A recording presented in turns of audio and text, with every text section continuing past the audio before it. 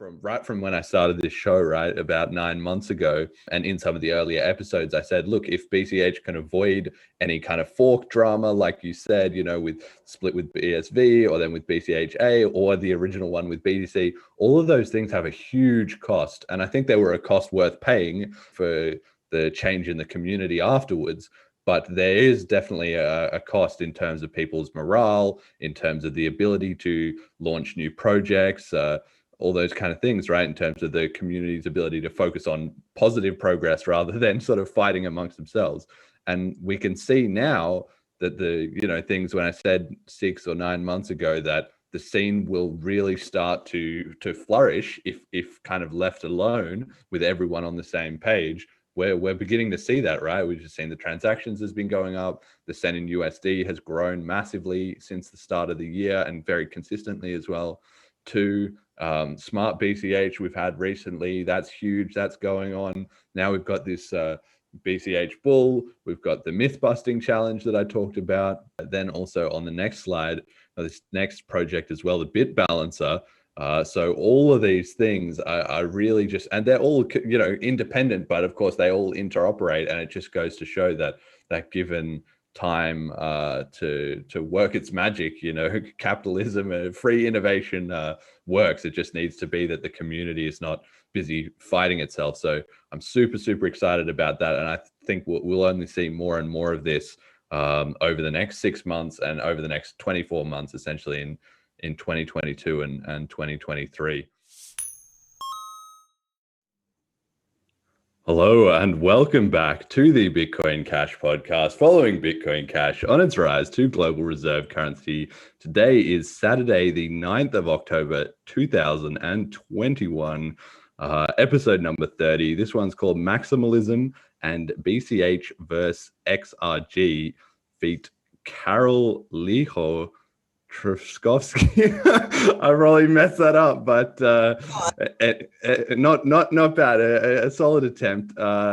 He is the founder of the cryptocurrency XRG, Ergon, which we're going to be talking about in detail, and also I'm pretty sure a pretty big Bitcoin Cash fan. So welcome to the show. Introduce yourself, and how did you come to found the coin, and how long have you been in cryptocurrency? How'd you get into it? Hi, so I'm Karol Trzeszczkowski, known as Licho. That's my stage name, right? So I actually had my eyes on Bitcoin since 2013, but never bought at the time. I had a friend on the first year of university who was really passionate into it, but I was suspicious, and it wasn't like it was like, I don't know what it is, but yeah, I had my eyes on this, slowly growing on me, and then finally, a few years later, I bought. It was probably early 2017. I bought it, but bought BTC, but with keeping in mind that I'm not here for speculation. I will spend it because I want the freedom. Mm. And then I finally bought some dumplings. It was I bought dumplings with Bitcoin BTC and paid like a huge transaction fee, and I was like, it must have been the payment processor. They scammed me like hell. What the hell? It wasn't what I expected to be, and then I actually forgot about it. I've heard some rumors that there's some forking or something. I never followed that, and then I had those coins.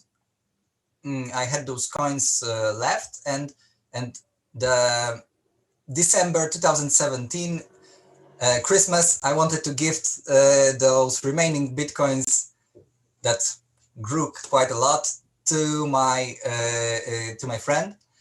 I sent it, and it was stuck for 2 or 3 months, and then I learned actually what the hell happened.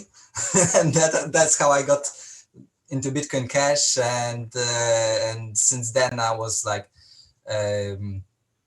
participating in the community at all. Later there was the hash war, and during the hash war there were a lot of technical discussions, technical debates, and I actually learned quite deeply what it all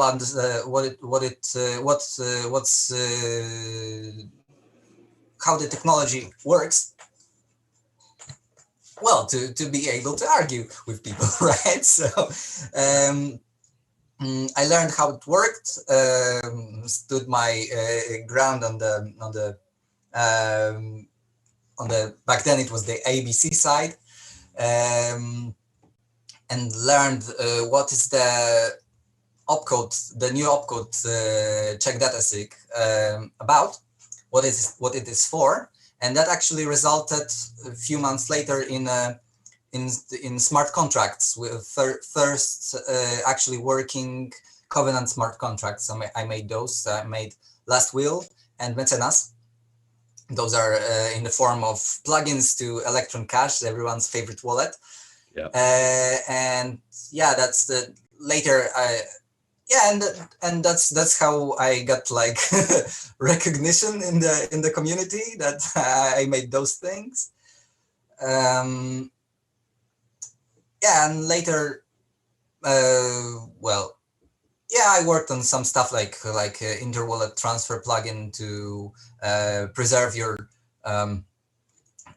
privacy after you shuffle stuff. Yeah, I was on the Bitcoin Cash City conference later. So yeah, stuff like this. That's what I did, and later. I started my another project. I forked Bitcoin, created a new cryptocurrency, Ergon, that would solve stuff that, well, maybe we'll talk about it later. Yeah. We'll do a full analysis of that at the end, but it's kind of interesting, actually. I really enjoy when I have every different guest on the show, and they all have slightly different takes on cryptocurrency, because it's always different at what point you came in. Some people like you were sort of there a little bit and you sort of had the idea, but then you came back later, and it's really great to hear that obviously you figured out Bitcoin Cash because you just used it, and you were just like, okay, I'm here for a currency. I tried using it. It sucked. Oh, it was meant to be like this. And that, that's really where, so many people that are on the BTC side, you wonder, what are they doing? Have they read the white paper? Have they tried sending it anywhere? Have they tried buying some dumplings? Great first purchase. My first purchase was a sandwich. So food is always a good one. And like just those simple things that as soon as you do that, it's pretty hard to argue whether BTC or BCH if you've done anything other than just stick it in a cold wallet, So they or keep it on the exchange. Exactly.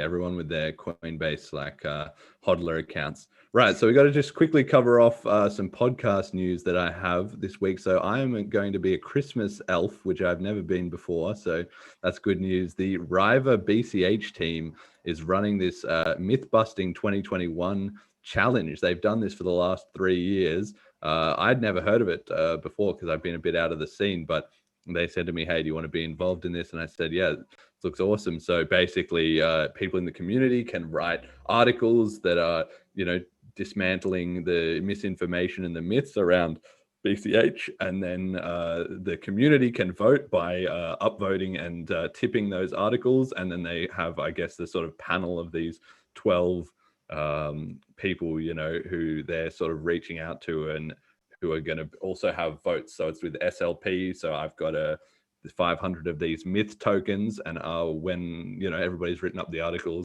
I'm going to be able to send out to the ones that I like, and then the people who get the most votes get the winner gets 3 BCH, second is 2 BCH, and third is 1 BCH. So that's a pretty substantial prize for just writing up an article. But it's going to have to be good because I mean, I'm one of the judges, and the existing pool of judges, I think there's about 6 at the moment. They're all of, people I would consider, they know their stuff. They know what BCH is about. So it's definitely going to be, heavy competition for the votes. But anybody who even gets a little bit of these myth tokens, since we can just distribute them around to as many people, there's also a 3 BCH sort of crowd pool as well that goes out to people. So, and anybody can take a look at the link on this slide, or just Google it, read.cash, Riva BCH myth busting challenge, and maybe think about writing an article, because definitely, great community initiative, and you've got a couple months to do that, and you can make money. It's as simple as that. Everyone loves money, right? So I don't know, do you have you been in that competition, or have you seen that in the previous years? I've seen that. Yeah, I remember. There were articles. I think by Tom Zander. I think I read articles that had this big myth busting on them. So I've heard about it. I didn't know that there's a team behind it. I didn't know that it's like more organized. I thought that someone just announced competition and that's it. But it looks great. Looks great. Pretty cool. Yeah, pretty cool. Fun. From the community. I love these sort of initiatives. All right, so we've got the price today. We're not going to spend forever on this. I usually try not to, but it kind of drags on a bit sometimes. $614.41 US. One BTC buys 89.6 BCH, so a bit down on the ratio, but BCH has been having is in a close pack really at the moment. Litecoin, Algorand, Wrapped BCH, and Shiba Inu rocketing up this week, then crashing down. The usual suspects making a quick appearance, and then falling by the wayside. How much do you follow the price, and how much do you sort of care about that volatility aspect? Obviously, we'll get to some of that with XRG as well. Well, I definitely check that every day, habit, right? So that's not that I care too much. I don't live it through. I earned most of my Bitcoins when it was 300. So I'm still okay, right? So maybe it sometimes like hurts a little, but not very hard.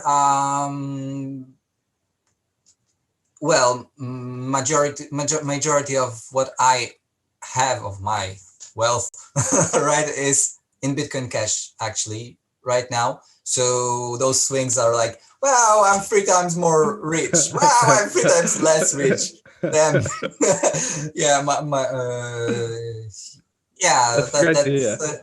but I don't know. I think I got used to it. 50% Friday.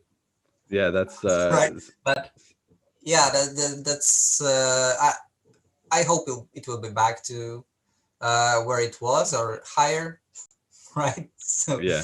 So for me personally, it's I got used to it, but my dad bought a little bit of Bitcoin Cash when there was this 50% crash from I think 1,500, something like this, and he bought at 800. Still down, but he got but it's a small amount, and then it crashed even more, and I've seen how he struggles with it, and it's not very good. Yeah, it's just a natural process that you have to sort of go through. Of everybody has to be it's exposure therapy, literally. Just the price goes up and down, and I mean, everybody's different, right? They have different finances and different personality types as well as to how addicted to it they get. But the reality is, just after a couple of months or a couple of years, you just phase it out, and you just forget about it. So yeah, good to hear that. Now we've got the transactions. So there's actually been a bit of a surge in the last couple of days. BCH has been slowly building up since July. I think it's been this really interesting story where we had the transactions went over BTC with noise.cash sending out 0.1 cent to everyone all the time. Then they started batching up tips, which was great because it reduced the on-chain, action, but there was still as much economic activity.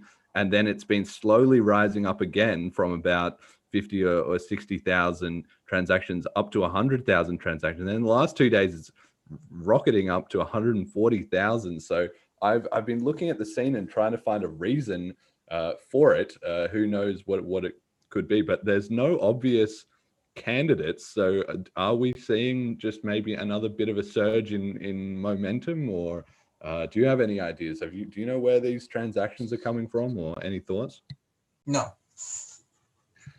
Okay. All right. Well, like that's part of the mystery of the whole thing, right? Is we can see the on-chain analytics, which is great because it's objective evidence, but deciphering it is often the hard part. But I mean, I think it is really just a case that given time and the BCH community being more on the same page and more productive instead of fighting over these kind of fork wars, that it's going to start building momentum, right? So I'm not surprised to see this happening, even if I don't know why. It's literally just a case of at some point, the momentum is going to build up, and maybe this will drop back off, or maybe it won't. So we'll definitely follow that next time. I mean, we follow it every week, but anyway, we've got the cent in transaction in USD. So BCH been pretty consistently chugging along about 6 billion a day.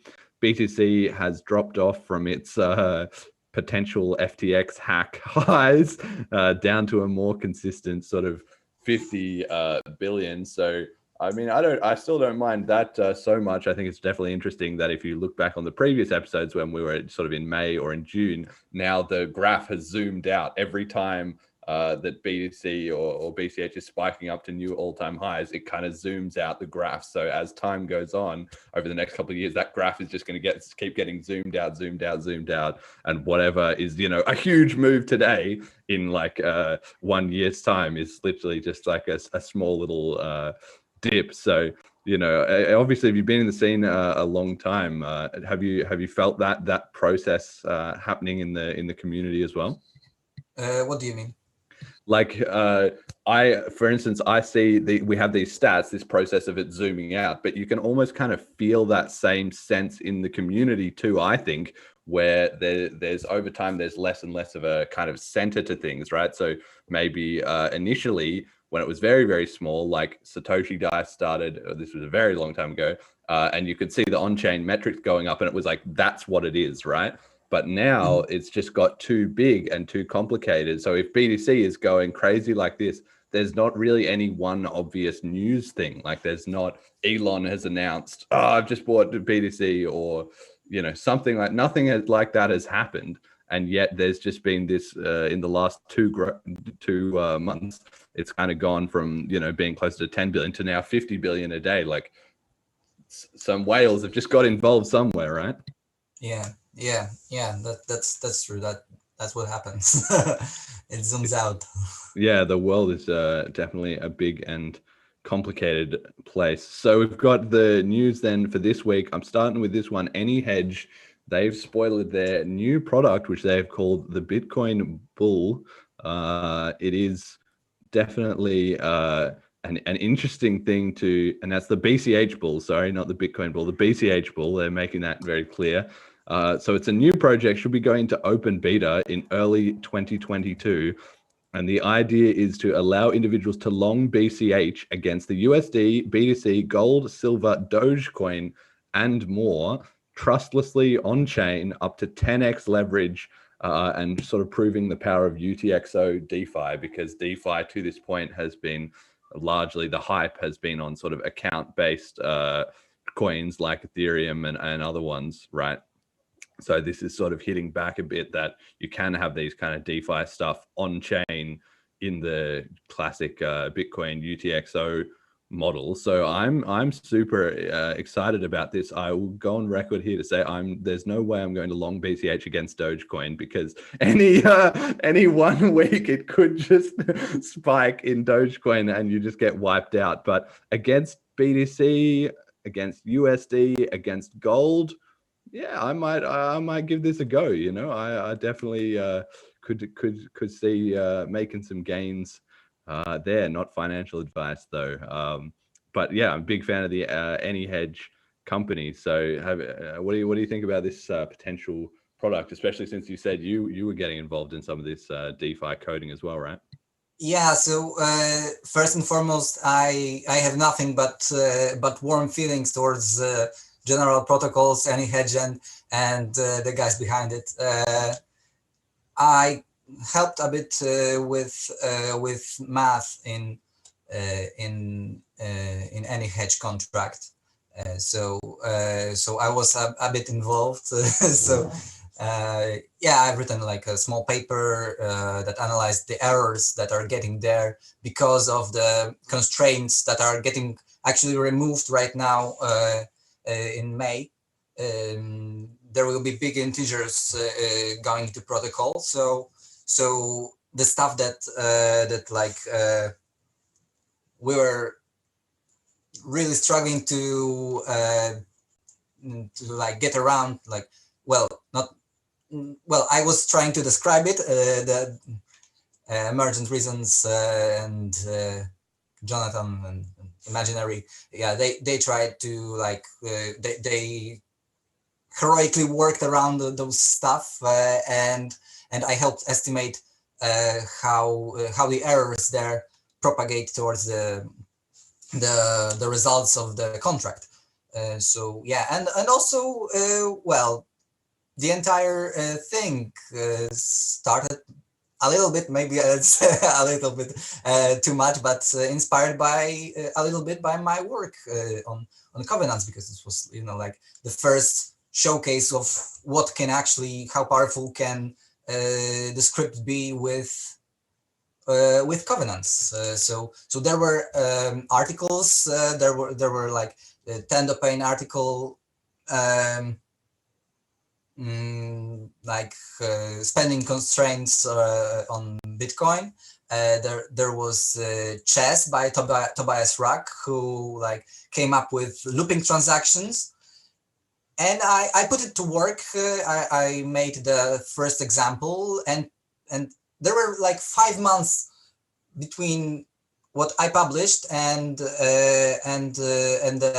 like between the fork where we got the OpCDS and my contract, and people were really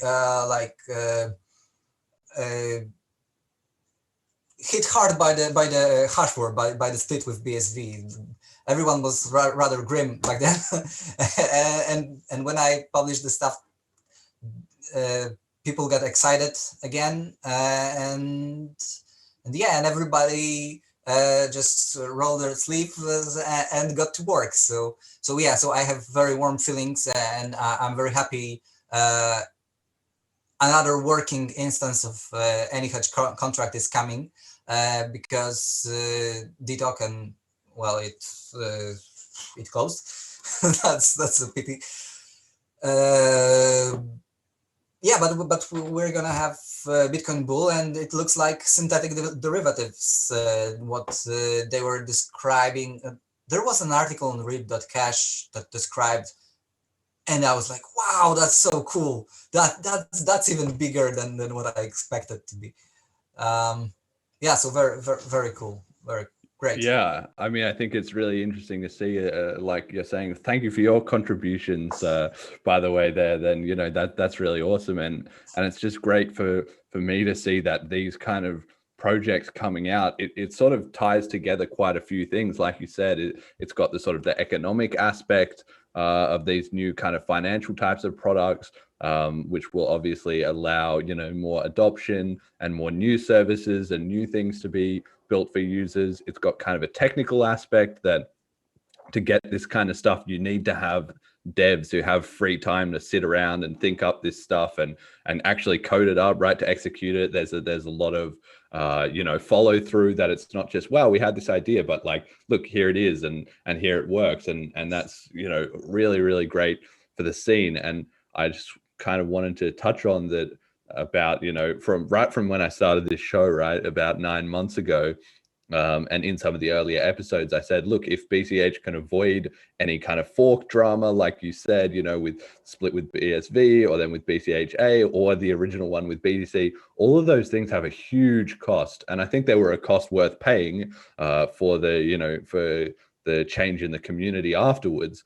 But there is definitely a cost in terms of people's morale, in terms of the ability to launch new projects, all those kind of things, right? In terms of the community's ability to focus on positive progress rather than sort of fighting amongst themselves. And we can see now that things when I said 6 or 9 months ago that the scene will really start to flourish if kind of left alone with everyone on the same page. We're beginning to see that, right? We've just seen the transactions has been going up. The Sen in USD has grown massively since the start of the year and very consistently as well. To Smart BCH we've had recently, that's huge, that's going on. Now we've got this BCH Bull, we've got the myth busting challenge that I talked about, and then also on the next slide, this next project as well, the BitBalancer. So all of these things are really just, and they're all independent, but of course they all interoperate, and it just goes to show that given time to work its magic, capitalism and free innovation works. It just needs to be that the community is not busy fighting itself. So I'm super excited about that, and I think we'll only see more and more of this over the next 6 months and over the next 24 months, essentially in 2022 and 2023. And it's really great when you can feel that positive momentum kind of building in the community, I think. So yeah, let's have a look at this BitBalancer then. So Josh Green and Software Verde, who run one of the nodes, the node implementations, they've released this software BitBalancer. I think this is absolutely massive. It's going to be hard for me to say how important this is, but they publish a website, which is linked here, bitbalancer.org, with an explanation and the source code of the working V1.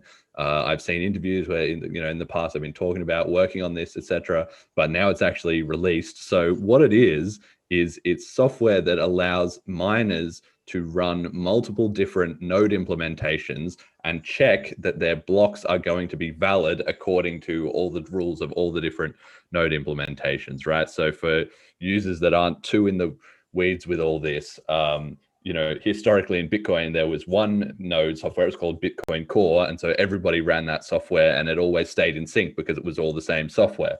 But the problem you have then, which led eventually to the BTC and BCH split in the first place, was that if the developers of that software, they have a lot of power because they can decide what they want to put in, or there might be disagreements or arguments, and somebody's able to merge the code and somebody isn't able to merge the code, and part of the community wants to do something different, but they have no way of disputing what gets merged into the code, and all these things create a huge problem that eventually led to a split. So for that reason, BCH has had, especially recently, a very strong philosophy of having multiple node implementations, and you can have them in different programming languages, right? So you can have one in C++ and one in JavaScript and one in Go, and with all these different, one in Java, with all these different node implementations, that reduces the chance of critical bugs or attacks on the network, because you can have nodes that if there was a weakness found in one programming language or in one node implementation, it wouldn't necessarily be in the others. So it becomes more diversified, both from a technical point of view, it's a lot harder to attack, and also from a social point of view, that if you have those different teams that are operating independently, well, if one of them sort of got influenced or bought out, or they wanted to have an idea that the community didn't like, well, then there would already be alternatives where they could switch over to the other ones and kind of vote in that way with the nodes that they were running. But the huge problem with this has been historically, or it hasn't actually been all that much of a problem, but it's a potential problem, is that the miners don't really like to have lots of different nodes, because if there's a dispute or a disagreement, they're the ones who are going to take a loss. They're going to lose that money. And since their mining is random and they just find, they find one block and then they find maybe no blocks for a while and then they find another block, if they lose one whole block worth of BCH rewards, that's a huge loss for them. So to avoid that, they tend to all conglomerate on one kind of node to all stay in consensus with each other.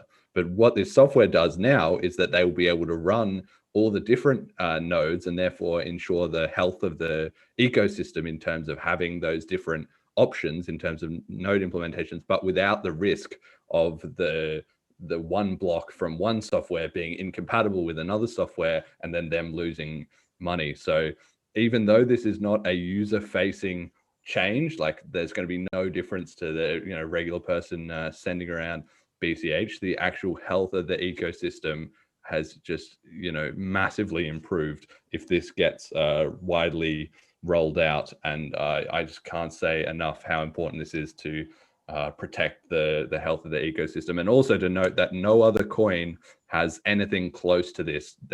No other coin is even at the stage of having really multiple implementations by independent teams, let alone having stuff like this that allows the ecosystem to operate smoothly like that. So that was a very long rant, but you're more of the developer. What do you think about this? I think it separates the protocol from the software. That's the thing that fundamentally that it does, that it separates the protocol from the software. And since the software has to go into come into consensus, this is super important. This is like extremely important, and that's, as you said, it's the first time that it happens in the entire space, and until that, we were actually in exactly the same situation as we always were. Like, nothing to address the problem of an implementation going wrong, like the lead implementation, the core implementation going rogue. Nothing was done until that. This is the actual, like, a step in the direction to decentralized development, and it's the first one in the entire space, and that's extremely valuable. And yeah, just big congrats to the Team Verde and Josh. Yeah, absolutely, awesome. Absolutely huge, and because this does a number of things. Well, firstly, it had to, like you're saying, definitely BCH had shown resistance to having the devs captured, because obviously we forked away from BTC initially, and then BCHA eventually got sort of kicked out, as it were. So there was working social proof, but there was not necessarily working technical proof that these things, they just make it easier and they lower the barrier and the cost to, if there is a need to have another switch, that will be even less of a problem and it will cause less drama, essentially. And so that means that that same core problem that has constantly bugged BCH will be massively reduced in scope in the future. And it builds on a lot of work, in the sense that there is one, BCHN is the biggest node implementation, but there are several others, and you couldn't be even making this kind of software until you had teams that were starting to make node implementations, right? That we've got 5 or 6. That's already awesome, because no other coin is even close. And now we're getting the ability that those other minor node implementations will be boosted up massively by this. And it encourages, it's like 1-to-n scaling, right? Is that, let's say if there were more companies coming into the scene, I sort of feel at a certain point, we're going to end up in the long term with, like, Facebook might code up a node, Tesla might code up a node, Microsoft, Amazon, like maybe they'll all want to have their own node software, so that they that is customized to whatever their stack, and also to make sure they have some sort of input on what's going on in the ecosystem as this becomes a worldwide thing that every single tech company is invested in. And that's just so amazing to see, really. So anyway, for some users who don't know all the details of this stuff, they might think, okay, I don't know about this, but to me, this is a massive win. So yeah, big thanks to Josh Green and Software Verde. So we're winning on the technical front, also winning on the non-technical front with US Bank, who I've never heard of before, but they're apparently the 5th largest commercial bank in the US, announced that they are now going to custody Bitcoin, which means BCH as well as BTC and Litecoin, LTC, not Ethereum, which is a very interesting angle because historically, as I've mentioned over and over on this podcast, it's usually BTC, ETH, BCH, LTC. That's the top 4 that will get in on these kind of, not on coin market cap, but on, actual real world adoption where people actually need to use cryptos. Those are the ones that are proven they have the staying power that a lot of people know and use, right? So for some reason, they didn't really like Ethereum, so they left that out of it. And it just goes to show that crypto is starting to just absolutely snowball. Like, people have had such a long window to get in before the banks. So I think if the banks are getting in there now too, and you're still behind the curve, well, you sort of only got yourself to blame. But it's good to see, that the existing financial system is starting to get won over because they just can't keep ignoring it any longer. Really, what do you make of banks getting involved in crypto like this? You say that people had their chance and now they're only them to blame. But what about my daughter that is 1 year old? Well, she's got a smart dad, though. She's got a smart dad, so you can pick up some for her, and she'll be fine in 20 years' time, Yeah, but what if I wasn't smart and she was smart, and if she was like a great developer one day and like she missed out because she was born too late.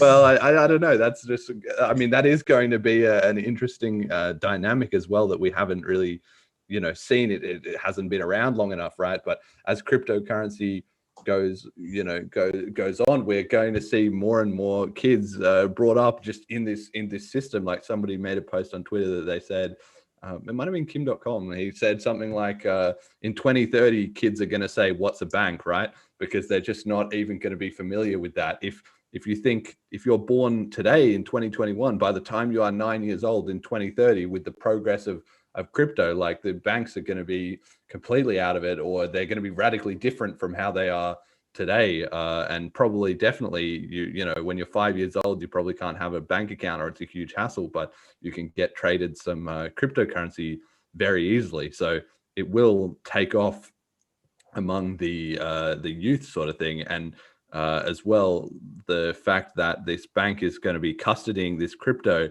I think that just goes to show that they're sort of trying to find a way to stay involved, because it does defeat the point of crypto ultimately if somebody else is is custodying your coins like this. But for some people who will feel more comfortable with the bank, and they know the bank and the bank is holding their crypto, then they can do that. The only issue will be at some point whether they may or may not get scammed or have some fallout with the bank not necessarily, you know, making fake cryptos. But at the very least, it still helps people to get the idea that this is here and it's here to stay. So I tend to see it as a positive thing, even though it is a bit unfortunate that the banks are going to be involved in that way. Can I pop in here real quick? Yeah, absolutely, man. So I was just thinking, like, with the idea of kids getting into crypto, there were, like, I grew up in a real small town, not real, like, everyone was using dial-up until I was like 12 or 13 still. And I was just thinking, like, even in a situation where like parents forgot their children's lunch money or something, it will be significantly easier to be like, all right, just send me your Bitcoin Cash address or something really quick, and boom, like, there's no, like, your kid doesn't need a bank account to be able to get a school lunch or something. So that'll be nice too. Yeah, there's just going to be all these small little wins that are just going to add up and basically explode the global economy. That's why I'm so excited about crypto. That's why, you know, everybody is. I mean, there's different reasons to be excited about crypto, but one of the ones that I think is massively underrated is, at the moment, cryptocurrency is still, there's still quite a bit of friction. Like, in the BCH economy, actually, things are flowing actually kind of nice, but it's still small. But as more and more people get involved, the network effect of that just blows up. and it will make just so many small little things like 20% or 50% or even just 1% more efficient. And as you compound the benefit of all those things, we'll end up just with this huge gain in efficiency in the world, and therefore, you know, the economy will rise and living standards will rise for everything. And that's especially true for kids who are sort of excluded from the existing financial system. So yeah, really, really, really great to see. All right, so yeah, go on. There was this brilliant article by Jonathan Silverblad. It was about how to use multi-signature account, not account, but multi-signature wallet as a family, like pocket money kind of wallet, and he had like multiple examples of how to call all those multi-signature that we call with M of M, right? So we call it with nerd names, but he called it with like the actual use case names, and I think that's very relevant here. Parents want to control their children money, so maybe it's 2 out of 3, right? So so that was really brilliant. And I also think that we will see a lot of those stuff about the banks. I think the banks will evolve to be essentially wallet companies that provide a very nice paid wallet that can do a lot of stuff, have a lot of services built in, and like a very nice UX, and it's all self-custodial. Like that's my utopia. That's what I want to see in the future. Maybe it will be like flipped over and massacred by the real by the real life, by the people who want to keep this power over other people's money. Also, custodial banks means fractional reserve. So putting your coins in custody means that they will be fractionally held and pumped. Yeah, exactly. So that's right. People are going to need to sort of slowly learn that, and maybe, you know, I sort of think maybe we'll end up with a sort of a hybrid approach where you might end up with, like, there's companies now that do sort of, you know, like 2 of 3 type multi-sig, where you hold 2 of the keys and they hold 1, and therefore, you know, there's certain controls and limits, you know, you can put in place and do things like that. So I guess at some point we will see banks getting involved in those ways. They are going to be involved. They just have so much power in the existing financial system that it's not, you know, and crypto is for everyone, so you can't really exclude them. It's just going to be a case of you know, them sort of slowly realizing that this is something they cannot beat or get rid of. So yeah, they're going to try and find ways to fractional reserve crypto or something like that. But as education spreads and more people understand the whole concept of it, maybe it still won't ever get to 100%, but it will be a larger and larger percentage of the economy that just will, like, for instance, I'm not really interested in you sending me any fractional crypto. Like, it has to be on chain, because that's the whole point, right? Like, I made a Twitter comment this week which said, why would you want imagine wanting off-chain Bitcoin? Like, we already have off-chain scalable currencies. That's called fiat currency. That's the whole point. If it's not on the chain, then it's not really cryptocurrency, is it? So there is no off-chain. That's why BCH is like on-chain to the whole world, because it makes sense. That preserves the whole property of removing that fractional reserve element to it, you know? Yeah, without that, there's nothing. There's no solution to fractional reserve. Only self-custody is the solution here, because there's nothing really different about coins and other assets. Why wouldn't they be fractionally reserved? Yeah. I have a tinfoil hat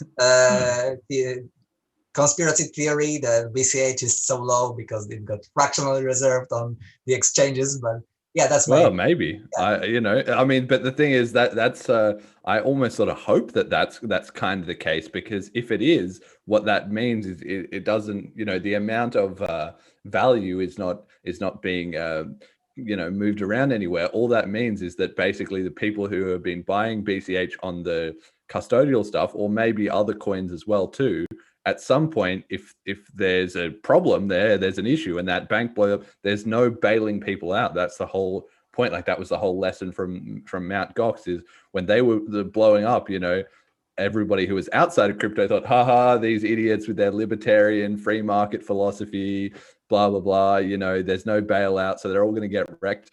And everybody did. They all did get wrecked. But afterwards, there was still, a cap of 21 million Bitcoins, and whoever ended up sneakily, with the BTC at that time, that they'd got out of Mt. Gox, well, that was it. It was just as good as any other BTC, and the people who hadn't been involved in that weren't. And so a lot of people learn a very painful lesson, but from that point on, those people would then be holding on chain, and maybe we're going to see that process kind of repeat. But even if it, once the disparity emerges that there is a potential problem, then suddenly the value of on-chain BCH has a premium versus these kind of custodied coins, because there is no bailout at the end of the day. If that company can't withdraw all their, they can't create new BCH if they've fractional reserved, and so if there is a bank run on like Coinbase or on any other company, they have to be good for it, because if they're not, well, then they're just going to go out of business. Like, there's no other solution, and the rest of the ecosystem is entirely unaffected either. So well, not maybe entirely, but mostly unaffected, right? So yeah, that's kind of the whole point, I guess. All right, so then let's talk a little bit about maximalism, and this is this topic that I wanted to be doing for a while, but I just haven't found a good week to thematically sort of fit it in. And I think it's good, because then afterwards we're going to talk about BCH versus XRG. So it's a nice little combo. So right now, most people are familiar with maximalism in this sort of combo of the Bitcoin toxic maximalism, that there's this sense that people in BTC, especially the sort of more devoted parts of the community, have this kind of attitude that Bitcoin is the one and only coin, and every other coin, regardless of any factors, regardless of anything, is a shit coin. That's literally what they say. It's a shit coin. It's a scam. It's just trying to, troll people out of their money. People are just trying to print money for themselves and run scams and all this stuff, right?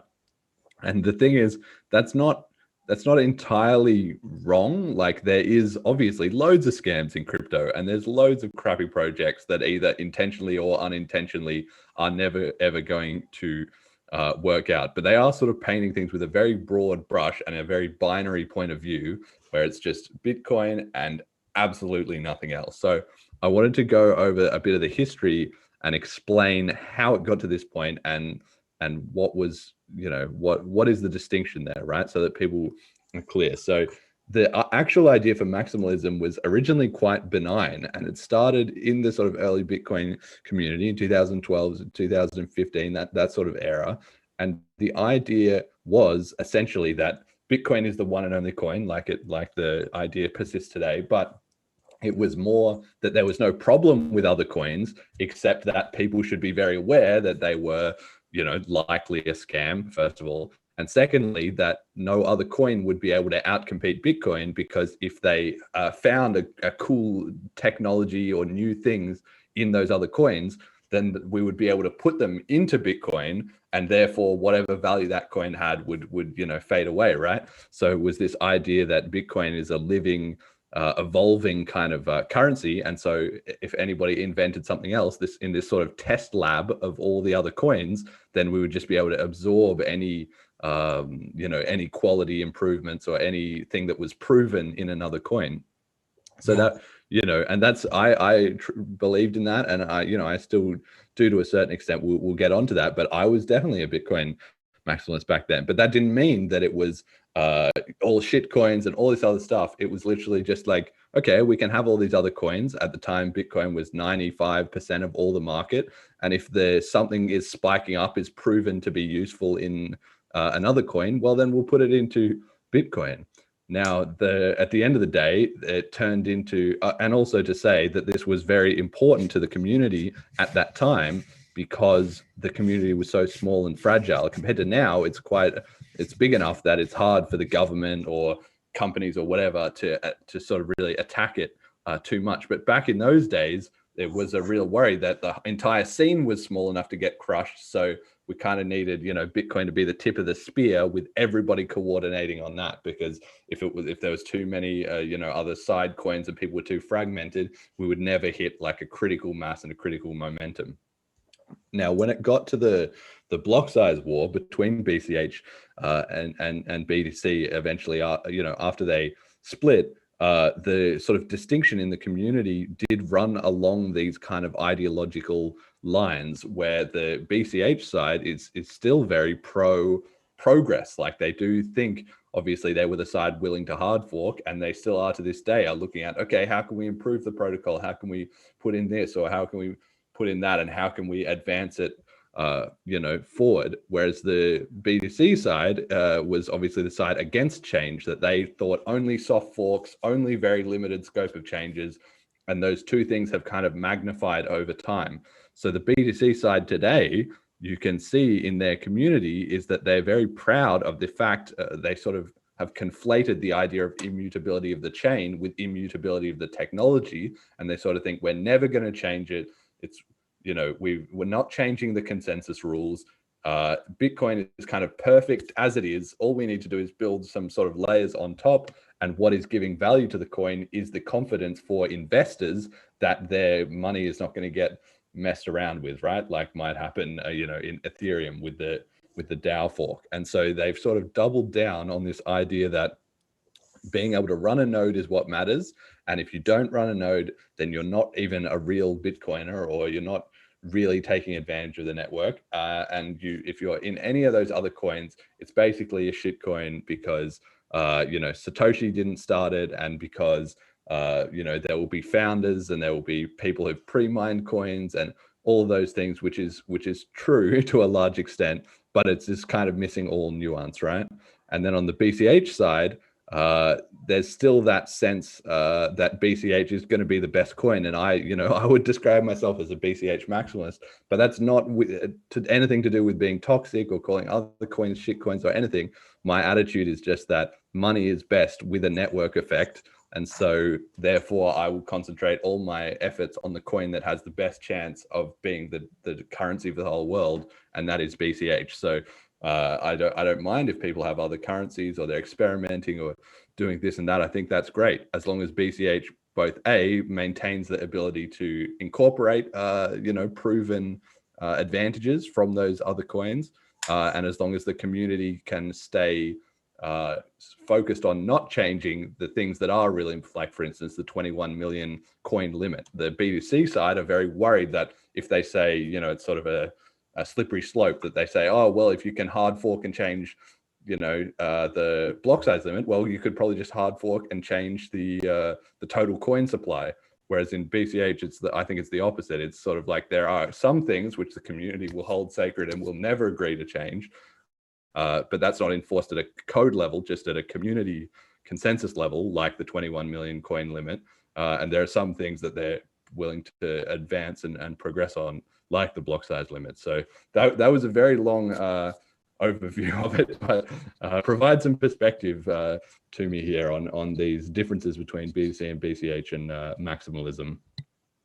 Yeah, what you say, the single main thing and incorporating everything that happens on other forks, it's exactly how Linux works. This is how there is only one main Linux. There is no another big fork of Linux except maybe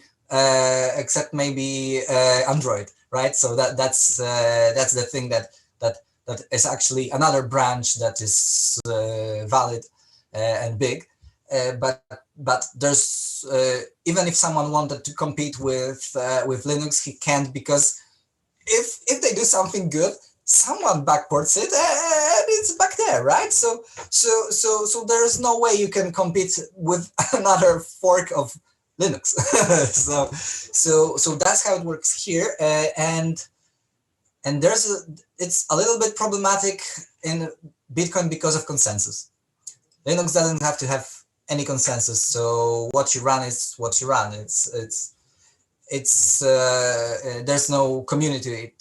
There's no community factor here. There's no like everyone has to agree on something. So there's something that might cause problems here. Yeah, I really like the feel of the maximalism as you described it. That's cool. And as you said, there are some stuff that are super important to the community, like the 21 million limit, and this is the reason that we'll come to that. That's why I made an altcoin, right?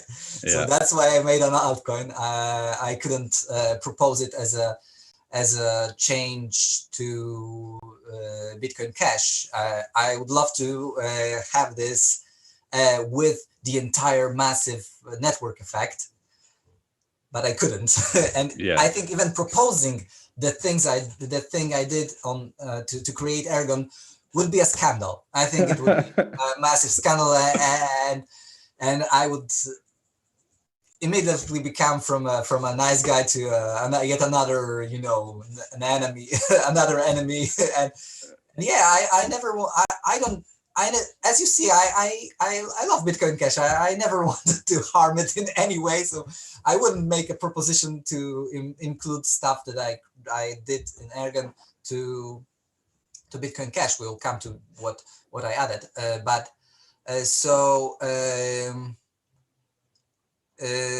yeah, people create new coins first and foremost because I think they want to be those who got there first.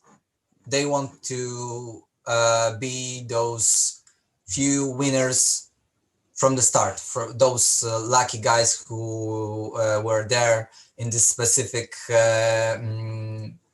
group, the cypherpunk community, right? People want to be those, and other people who actually join those like new coins, they also want to be there first, right? So there's a dynamics here that promotes creating new coins, that promotes, that incentivizes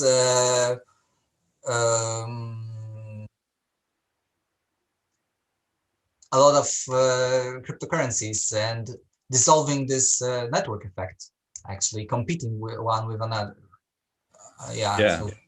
And I think on the sort of the BTC side, what the key point sort of that they're missing, they understand in some sense this idea of the network effect and about consistency and about investor confidence and not changing too many things at once. So that's good. And the BCH side, I think, largely agrees with it. Sort of, I agree with it in the sense that I'm not convinced that any other coin has produced anything fundamentally better than Satoshi's idea. I think Satoshi's idea, not only because of the network effect, but also, the simplicity of the design and the sort of the magic formula, which I was listening to a sort of BTC maximalist podcast about last night, which was that Satoshi left. Like there's some things that it's almost impossible to engineer into another coin now.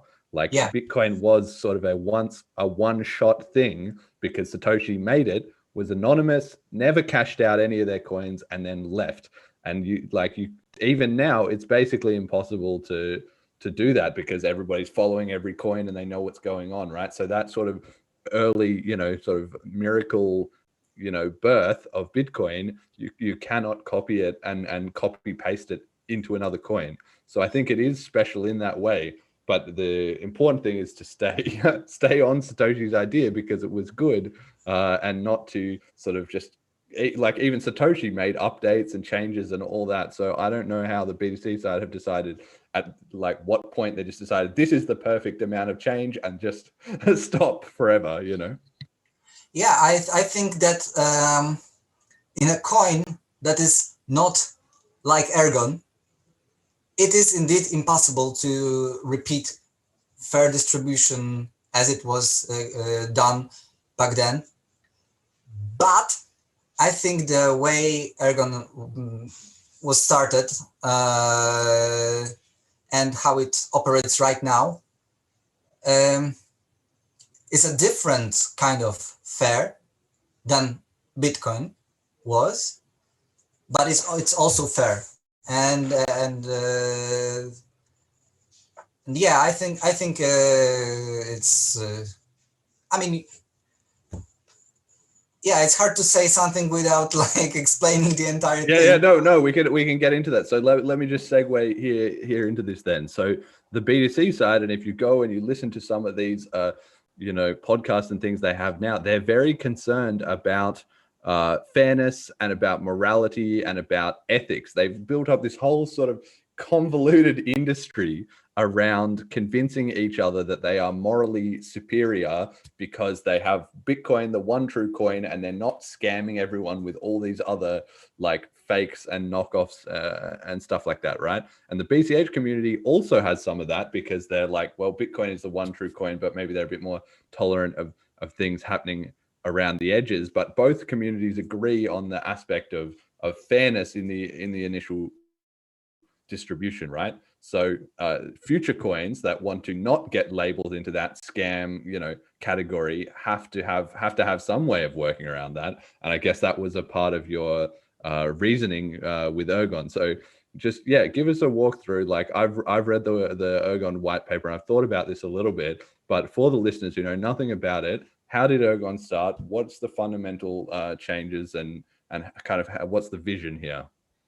Okay, so Ergon differs from Bitcoin Cash with one crucial thing, and this is the block reward. A block reward is not constant in every block until it gets halved and so on, but it is proportional to the current difficulty. It is proportional to the effort that miners are investing right now. So if Satoshi mined Ergon with his CPU for an entire year alone, his coins would be dwarfed by the amount of power that came later. So he wouldn't be like his coins wouldn't be like they wouldn't be so much, such a big chunk of the pie. What it does, why this change is significant is it gives the coins a constant value. The constant cost of producing. So the cost of producing is related to the energy expended on mining them. And in the free market, if something is has constant cost, it will approach the price of this thing will approach this cost, because on the free market everything gets efficient, so people get as low cut as they can because they want to compete, right? Yeah. And the price should stabilize and this way it should become stable in the long term. So that's the main thing. The main thing is Bitcoin Cash, but stable, but without those this volatility that I really like Bitcoin Cash the most, during this long period when it was basically static in price. It was like $300 and plus minus 60. I think I estimated once the actual statistics. It was 1.5 year plus minus 60 standard deviation, and it was like going like constant, and to me it was awesome. I didn't have any like I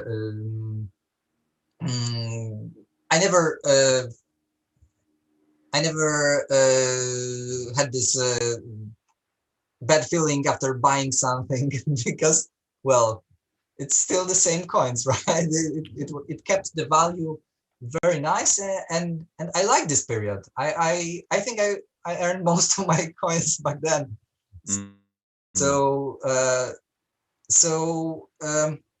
this is what I want Ergon to be. I want it to be basically stable Bitcoin Cash. I want it to be simple in the design, like Bitcoin. Had the same like programmability for all those contracts, all this UTXO that DeFi to work there. I want it to be well, optionally private, auditable, right? So have the cash fusion. It works out of the box on Ergon. So yeah. So well, we don't yet have any server. So if anyone of the community wants to start one, that would be great. So yeah, and the way I think it's fair, it's when it is actually stable. Maybe it won't reward the people who are in the cypherpunk community in the specific period. They were not involved back then, but maybe it will reward the people who are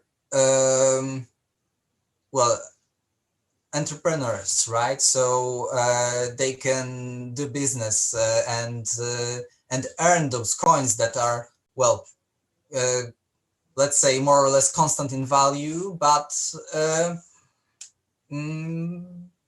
well, this way the people who serve the community with goods and services are rewarded. So I think that's quite fair, and maybe in a way it solves starting a new coin in a way that's not that won't bother people. Yeah. Well, there was no pre-mine, so I'm just a peer in the system. I had to mine my own coins, my own coins, and buy them from the market. Yeah, there was a yeah. So I'm just a peer in the system, and I hope there will be a critical mass where when I can just leave and it will just keep working. Yeah. So I've got here on the slide. So from the homepage it says Ergon stable peer-to-peer electronic cash system, and like you said, Ergon XRG is a type of Bitcoin with proportional block reward that aims to become the currency for the entire world. So I think it's a really interesting idea, and I think you know, there's sort of a proven demand for stability in currencies, right? So that makes a lot of sense to me, right? We've seen obviously stable coins have had this huge explosion, you know, in terms of Tether and USDC and all these other options, and people are constantly inventing new ways to try and make stable cryptocurrencies. And also one of the biggest hurdles for people to get over when they are adopting cryptocurrency, you hear it all the time, is, but what about the volatility?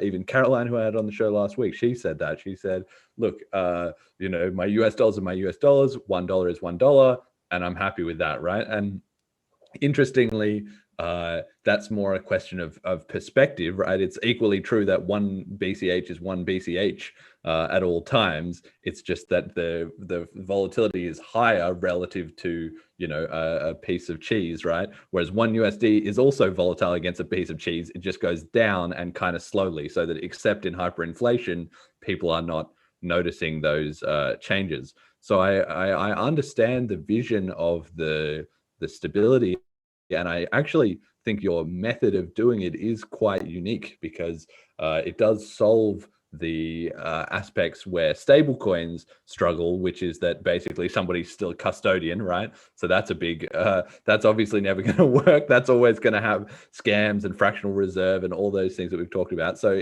it's smart in that way. But the reason that I'm skeptical is you've got here that aims to become the currency for the entire world. And like I've talked about on this show, obviously I think that's what BCH is going to be. And so when you want that to be your goal, it's a very all or nothing, right? It's either you can defeat every single other currency or you've failed, basically.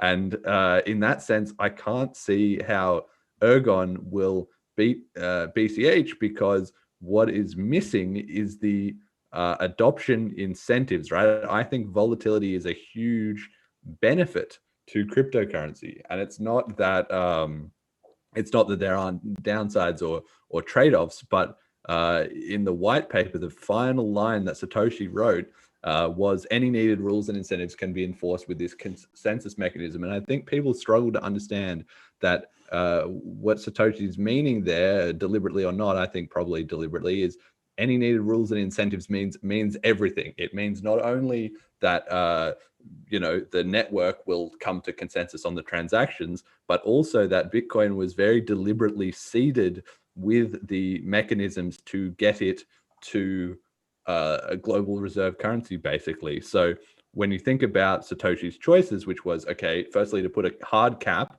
and so Satoshi even made comments that were along the lines of, look, if it starts to catch on, it can be a self-fulfilling prophecy, because once you have some, if other people see that it's catching on, well, maybe they want to get some because it's a limited supply, and then that means more people want to get on, and that's the exact process that we've seen, right? That limited supply makes it so that there is always a benefit to being involved earlier rather than later. And then if you combine that with the halving cycle, which was not essential, you could have Bitcoin have adoption as it has without the halving cycle, but the halving cycle kind of boosts it up, because by having that cliff where the supply suddenly cuts off, it creates a shock in the supply-demand equation, and then means shortly after that there's a huge bull run, which is important for psychology, because then everybody gets excited and they all flood in, and it gets a lot of attention and a lot of media. If BCH was released on a flat, linear up to 21 million, it would still probably catch on for those reasons of having the limited supply, but it would be a lot less volatile, but also a lot less exciting, and drawing a lot less people, because it did not have that volatility. And to me, the reason that all money in the world can basically be sucked into BCH is because when you have it, you will have volatility, but over time, your expectation is that it will increase in value. And once all the supply has been distributed, and we are at 21 million coins, then the coins are going to continue rising, because the economic value of the world is not fixed. So with a fixed supply and the amount of goods and services rising over time that is encaptured in those same amount of coins, each of those coins gets more and more valuable, and it becomes this sort of deflationary economic system, right? So I can see how at every point from when Satoshi launched it up to now, and then up to the point where it is the world reserve currency, there's always an incentive for people to get involved once they get over that hurdle of the volatility. But the volatility is essential to giving them the reason to get involved. So how do you think Ergon fixes this, or how is Ergon going to outcompete BCH or BTC or any other crypto without that I can get rich kind of aspect to it? Yeah, I think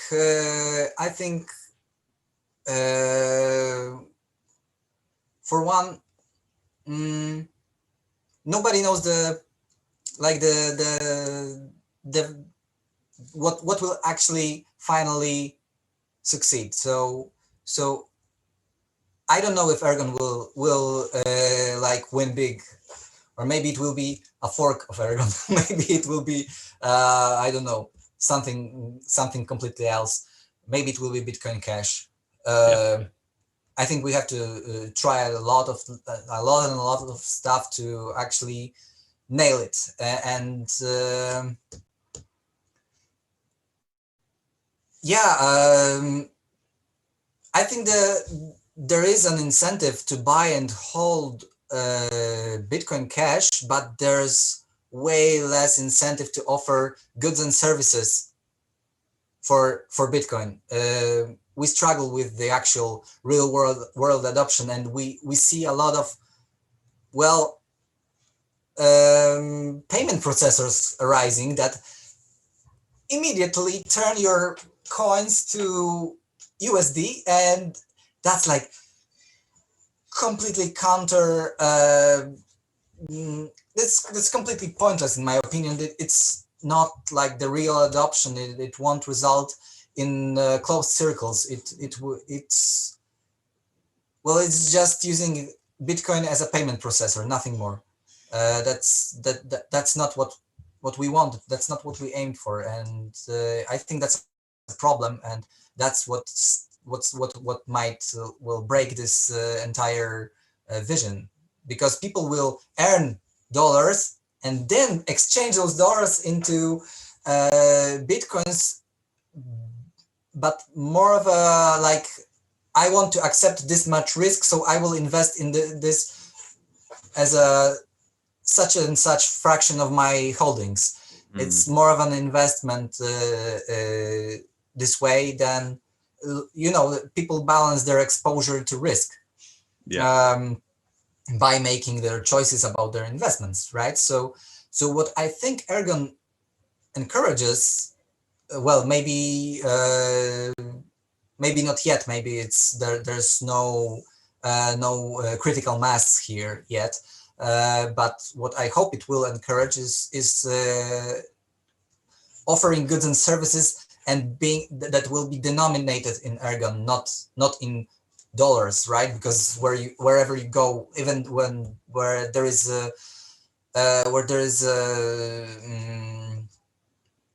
Bitcoin accepted, all prices are still in dollars, and you pay different amount of Bitcoins depending on what happens on some exchanges way over there, right? Like, why would it affect you? But it does. So what I think Ergon would, what's different here, and what might be like the key change, is actually allowing for the unit of account essentially right out of the box, because I'm making a store right now that will sell some merch. I bought some stickers, and I will be selling stickers, and they will be denominated in Ergon. The prices will be in Ergon in this my little store. So I hope this will come. And well, I think Bitcoin has way more value inside of it than only the promise of the pump. I think Bitcoin gives you this this freedom, and Ergon is basically distilled freedom out of the Bitcoin, and we have only this and don't have the promise of the pump, and maybe it will click. I don't know. Maybe it will click. Maybe it won't. If it won't, I will be very sad, because I put a lot of my life into this, and many other people also helped me and did some stuff, and yeah, we have growing community, developers join, and it's starting to be fun. No, that's awesome. Like, I really hope Ergon succeeds. Definitely, I mean, I might get a little bit, and I'll try out your store once it's ready, for my own curiosity. But I think you've identified a lot of really, big problems, right?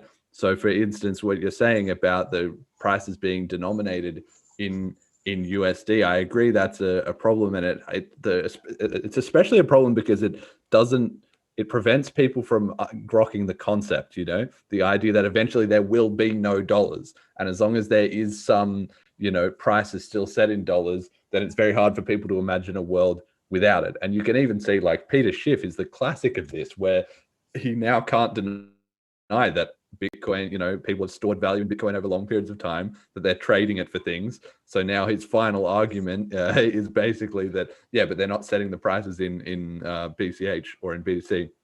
So I'm personally doing sort of my bit to try and fix that by setting the price of the early release of this podcast in BCH. So it's fixed there and then it's set. I'm only kind of able to do that because it's only relevant for 1 week. So it is still, it is still a bit of an edge case, right? I don't expect that to be the thing, but I don't see the denominating in fiat currencies as being a critical weakness. And the reason is because you can very easily separate those 3 functions of money, where people can store their money in BCH, they can transact in BCH and just think in US dollars right up until the point where, everybody is just the final, 50% of the exponential, whatever, where everybody is just flipping over and the USD value is just going to 0, or, on an asymptote going down forever. And at that point, people will have to start thinking, the value in USD will be plummeting faster than the volatility in BCH, or they're kind of two sides of the same coin. So people at that point will start thinking actually in BCH. And the reason is because they will not want dollars anymore. So right now, I and you, because both of us are, involved in crypto, if we were going to make a deal, neither of us really wants USD, right? So one of us is happy to send and one of us is happy to receive USD for whatever kind of, BCH for whatever kind of products and services, right? So really all we need to do is to get everybody into that same mindset. And that's also why being you don't really need to be aggressive against any other coins, because it doesn't really matter if those other coins give people the idea of not trading the USD. That's all. Like, that's a win for every single cryptocurrency, which is why it's good to have, Dogecoin. Like, people can get excited about Dogecoin. Maybe they don't care about BCH, but that dog, they like that dog, and then they want to trade that instead of the USD. And then that gives them the idea, oh, okay, cryptocurrencies have value. And then eventually they'll, as they start to use it more and more, they'll discover problems with those other coins, like high fees or lack of adoption or whatever.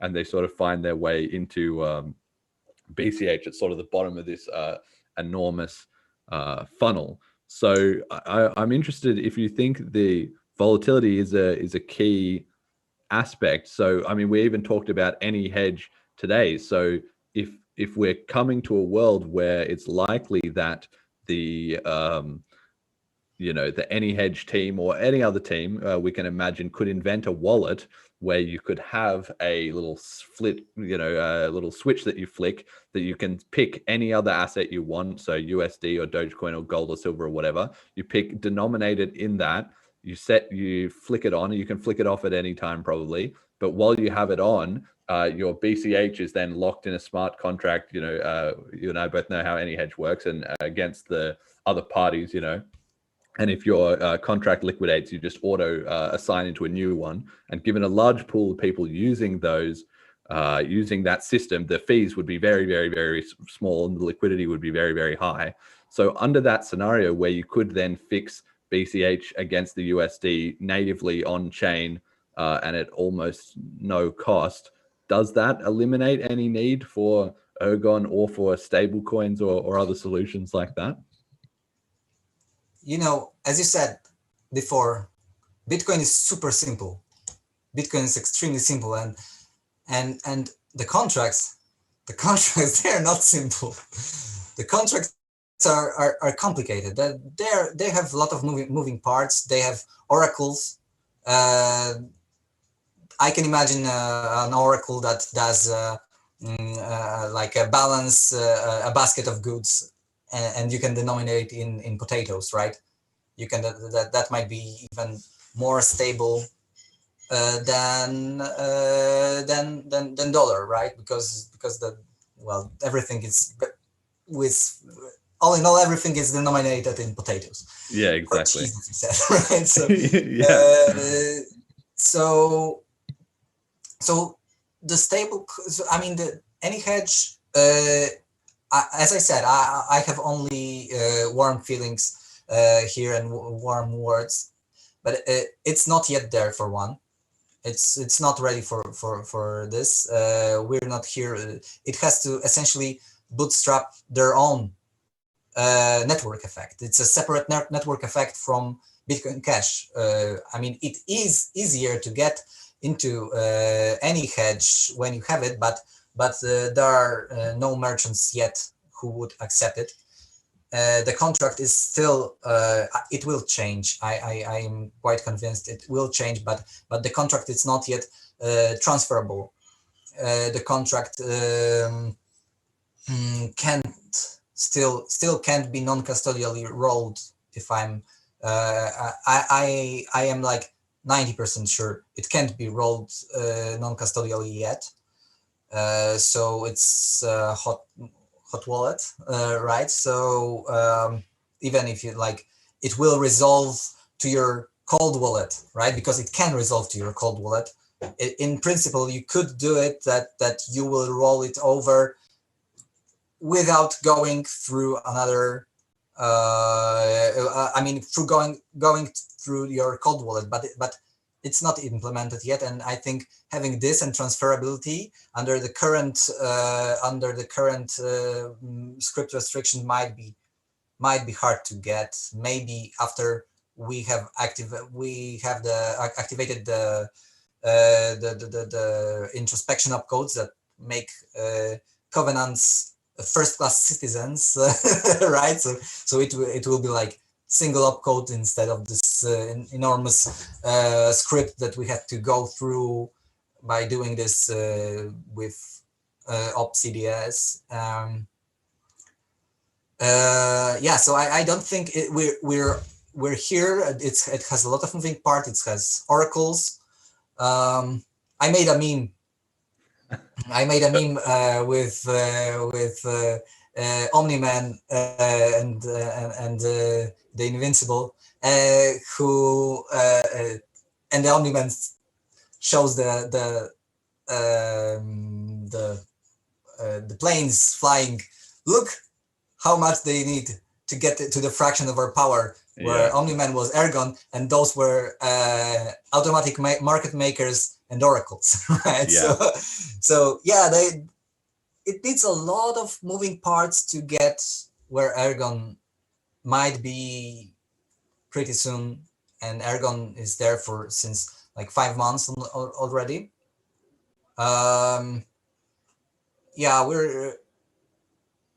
Yeah, that's what I wanted to say. Yeah, I mean, it's definitely an interesting idea, and like you're saying, we definitely aren't there yet, right? That's nobody has any bones about that. Like, certainly there's a lot of engineering, right? You and I are both software engineers. Like, there's a very big difference between, oh, we can just build this, and like it's actually delivered and working and ready in production, right? Especially once you add for any hedge. Or for Ergon or for any cryptocurrency, the aspect of there also needs to be consumer habit change. You also need economic liquidity, right? There's a lot of like cogs that need to all click into motion before the system is running. But my sort of take on it is that BCH, I'm convinced that that those things will exist. Maybe they don't yet, and there's a lot of engineering, but they will exist. So that can sort of be added, whereas then on Ergon, it's sort of the opposite case where you've got the stability now, but you can't reverse engineer the adoption incentive, which BCH has. There's no amount of engineering which can add that in if you have committed to having a stable currency, and that essentially Ergon, like the way you've done it, it's smart in that it lets the later adopters are not getting sort of scammed by the early adopters, which is what you were saying about it being fair, and that's true. That is fair. I don't think scammed is a good word, but maybe rewarded disproportionately, right? Yeah. I mean, there's a guy who made a really great payment processor, self-hosted payment processor. It's better than BTC Pay. It accepts Bitcoin Cash. And now it accepts also Ergon because I added it there. Nice. So that's what I built my store on. And this guy, he's very young. He's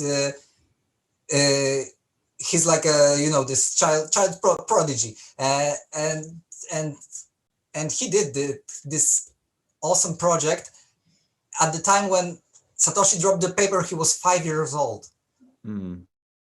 Like, That's crazy. I mean, he's brilliant, but you know, you say it's fair that he like those people were meritocratically rewarded, but this guy wasn't even like reading yet. I mean, maybe he was. Sorry, I don't know, Alexei. Right? So maybe he was reading because I mean I learned how to read very late. Well, we can't unwind, you know, the advantage of time. Like, I mean, it's just true that on average in society, older people are richer. Why? Because they've had longer to get rich. You know, like no cryptocurrency is going to solve the ability. Well, maybe your cryptocurrency will. Then, you know, like you're saying, you know, you have gone contrary to that, and you have advantaged or stabilized it sort of for people that come in later instead of people who come in earlier. But it just seems to me like literally the way the entire world works is if you were there earlier and you were there first, that gives you an incentive to, you know, propagate the system, and that's how something survives into the future. And then, well, I mean, we're going to see a society is going to come to a huge issue where the balancing factor of that is that then older people die off and then younger people are born, right? But if we get to life extending technology, there's kind of some worries that the people who were alive at the point that we got over that hurdle, well, they would acquire a lot of resources and then they could just be rich forever, you know, because there would be no generational transfer. So maybe Ergon will come to be recognized as stabilizing. Maybe all the young people in an immortal society would agree to adopt that because they were already locked out from the people who'd been there before and who weren't going to die off and transfer down that generation. I don't know. We're getting very into the sci-fi right here. Yeah, I don't know what will click. I really don't know what will because there is an ultimate enemy, and this is fiat currencies, right? So this is our arch enemy, and this is what we fight. And I think the world is big enough for a lot of things to be tried. Maybe we're not even you know, doing this right from the perspective of clear ledger. Maybe the what will click is something derived or maybe derived from Monero. I don't know. Maybe it is because people want this fungibility as default because, well, if you're not knowledgeable enough, you're still protected. Maybe this will click. I don't know. I don't think so, but maybe. That's also another try, and I think the next slide we have is let's move on then. You know, anyway, just to wrap up all that, you know, I'm very glad to see this sort of free market innovation. So I fully support your efforts to try that, but I'm still betting on BCH, but we'll see. Definitely prove me wrong. I still have majority of my wealth in Bitcoin Cash. Can't lose. Smart man. Yeah, because you know, Ergon is small. It won't even well, the market capitalization is 3,000 right now. 3,000, right? Wow. No pre-mine, so there's no such. Yeah, you haven't pumped it up with the supply yet. Yeah, you can't pump it up because there was no pre-mine. It's all mined by the miners over the last 5 months. Yeah. Right. At the cost they sell it. So it's not like someone mines and then you're too late, but maybe still can extract some of this value and then dump on those newcomers. Right, nothing like that will happen. So it all starts with well. Yeah, you've definitely fixed that aspect of it. So yeah, anyway, let's just move on because I know you don't want to go on forever. We need to keep a time limit. So the community comment of the week. So I always pick a community comment of the week, and it just so happened that this week you were going to be a guest on the show, and I also thought this was a great comment to bring in. So the comment is from you on Twitter. I wonder if you know, you can have you read it, but basically you said, as a member of the BCH community, I'm very happy to see attempts like this and hope the experience will be used to improve the privacy. Big thank you to the Monero community. And this was in response to somebody who had said that there was this thread on Reddit where a Bitcoin Cash user posted in the Monero subreddit offering $20 to try and trace the transaction, to sort of assess or demonstrate, how private was BCH, right? So it took about 12 hours or less for the Monero community to say, look, here's your transaction. We found it. Good luck with your sort of privacy coin BCH, right? And the key sort of element to it was that the person who was doing the test, they were sort of interested in this scenario of like Facebook stalking, right? That nowadays we've moved into a world where if you've just met someone a little bit and you've added them on Facebook or something, then you can sort of go browse around their feed and see what have they been up to and sort of stuff like that, right? And sort of thinking, well, if we had blockchains with all this transparent information, does that mean financial information is going to be the same as those Facebook feeds where you can just go browse around the blockchain a little bit and find out what they've been doing? So he did put the transaction through a cache fusion to increase the anonymity. But what also happened was when proposing this challenge, it said in the description, but the money I spent about this much at this sort of merchant somewhere. Because then if you think of that same scenario, it might be like if you and I went out to lunch and we were both at this place and we, paid some BCH to buy our dumplings, right? Then then you would already have that knowledge, right? Just casually. We're not talking about the government hackers or whatever targeting you. We're talking about just a casual, you and somebody else. Somebody might acquire this knowledge of how or where you were spending what amount of BCH. And I think that was part of how it was found, was because they were able to look at the blockchain and say, okay, we know it was at 1 o'clock, at this cafe. So if we look at all the transactions, roughly in that window, we can see, well, what one would kind of match up. And then maybe they sort of backwards tracked it through the cache fusion to the original transaction. I sort of felt like that was what had happened. But yeah, what did you think about this privacy on BCH? Yeah, I also did a test. I attacked my own cache fusion, trying to reverse engineer it, like to check how good my privacy is.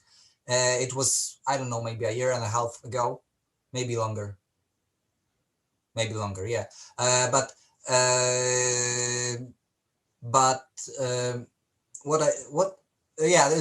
It was quite early in just when cache fusion was ready in Electron Cache. So what I was able to do is to trace three possible transactions, just like this guy. They had 3 matches of how you can recombine all those outputs of the enormous cache fusion transactions. I got about 3 matches having a lot of information. 3 were indistinguishable. I mean, those 3 were like they matched exactly. And I sort of knew that one cache fusion transaction is not enough, and I have to wait a bit for them to fuse well. But this was not the case for this person. He didn't know that he has to do it, and I think this is a user experience problem, a big user experience problem, and I am very happy that it was exposed. It's not a fundamental problem, to say so. It's not a problem that says, well, we don't have to try anymore. It's all going to garbage, and this solution just sucks. We never come back. So Steph for privacy, who posted it, he sort of said it this way, that those cryptocurrencies. But I think the right reaction for such an exposure, for such a situation where they say, look, there's a bug here, is, yeah, fuck, we should fix it. Instead of,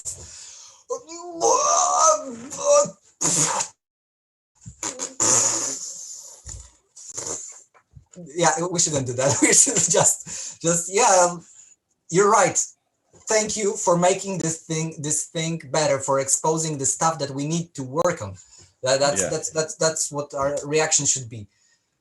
Yeah, I agree with you, and that's why I thought it would be a good comment of the week, was because I really liked this whole scenario where the BCH and the XMR community were kind of cooperating like that. I thought that was great, and it just sort of ties into, you know, we talked about maximalism and different coins, you know, calling each other shitcoiners and all that stuff, right? It's ultimately we are all trying to build a new, you know, better economic system. So it is really nice when those communities can, you know, come together for the benefit, you know, of each other, is because ultimately we want to get to the truth of it. And I think for all of cryptocurrencies, which generally want the option to be as private as possible, you don't want that necessarily to be enforced, but somewhere in the scene there's got to be some strong privacy tools, because that's pretty essential to a free and open society, especially one that has more and more people, you know, trading cryptocurrency all the time.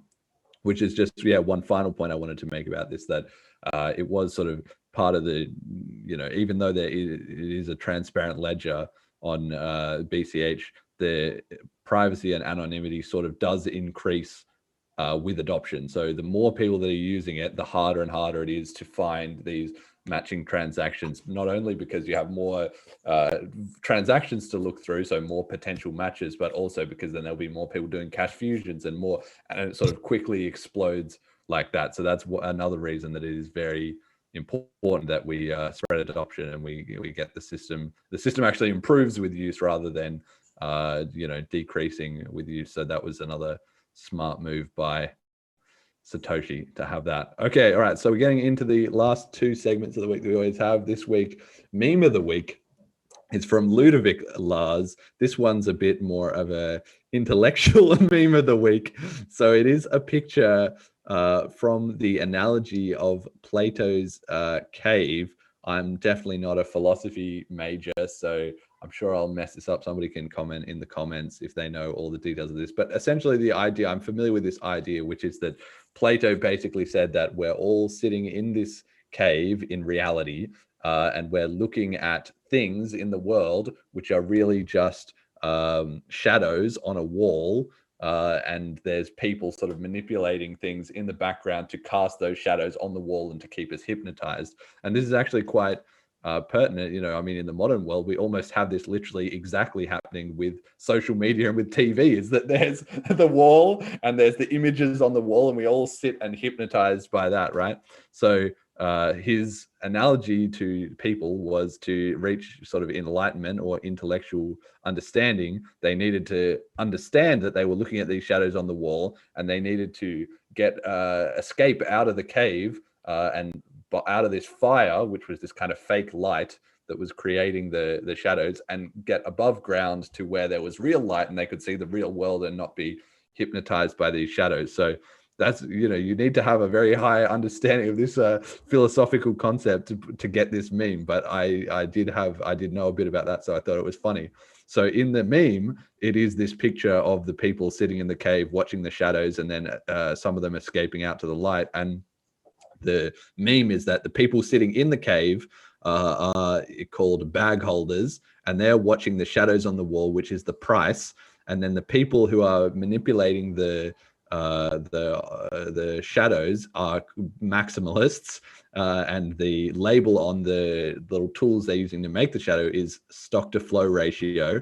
The fire that is casting the light is store of value, and the people climbing out of the cave and coming up to see the sky above is peer-to-peer electronic cash. And this it's honestly a very clever meme. Like, it does perfectly match Plato's analogy, which is that all these BTC maximalists that we've talked about, they're obsessed with the price, and they have this stock to flow ratio, and they think, therefore we're understanding, and the store of value is their kind of reasoning, just like the fire here is projecting the light, and they think that's the truth, but really it's just sort of a mirage, because kind of we didn't really get into all the details, but like we were talking about with BCH versus XRG, you need to have that medium of exchange element. We've definitely both agree on that that is the primary thing. If you can't send it and spend it to people, then there's no point. Like you can have a rock, and if you just put it in your room, it's not going to get more valuable. The value comes from the fact that everybody else wants to trade it, right? That is the fundamental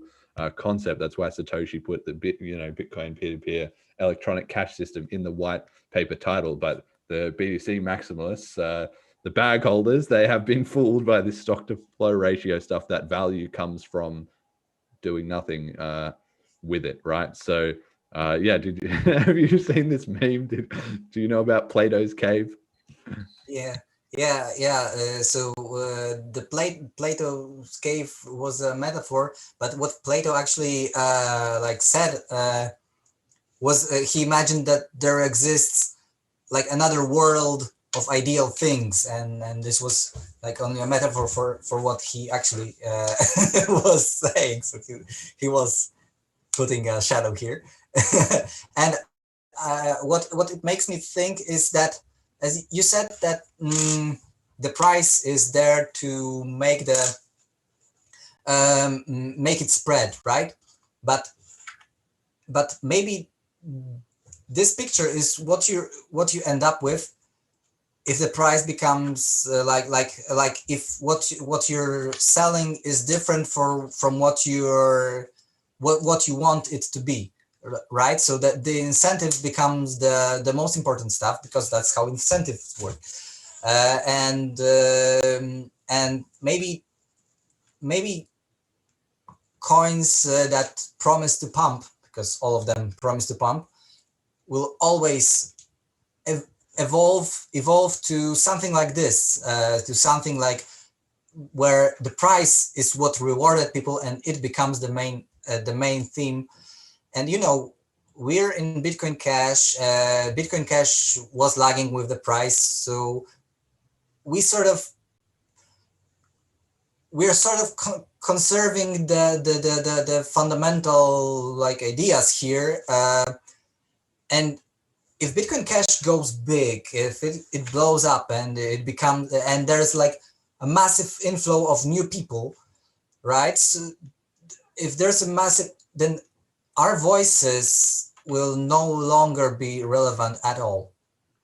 The only thing that will stay is the built-in incentives in Bitcoin Cash, and the incentives are exactly the same as in BTC. And we've seen when there was those price swings up recently, we've seen a lot of new people coming in, and some of the community channels became unbearable for me, because they were like, wow, when moon and stuff like this, and our voices our memetic structures will not be heard in the future where Bitcoin Cash wins. So there is a risk that Bitcoin Cash will become the same, like the price which will lead the people in.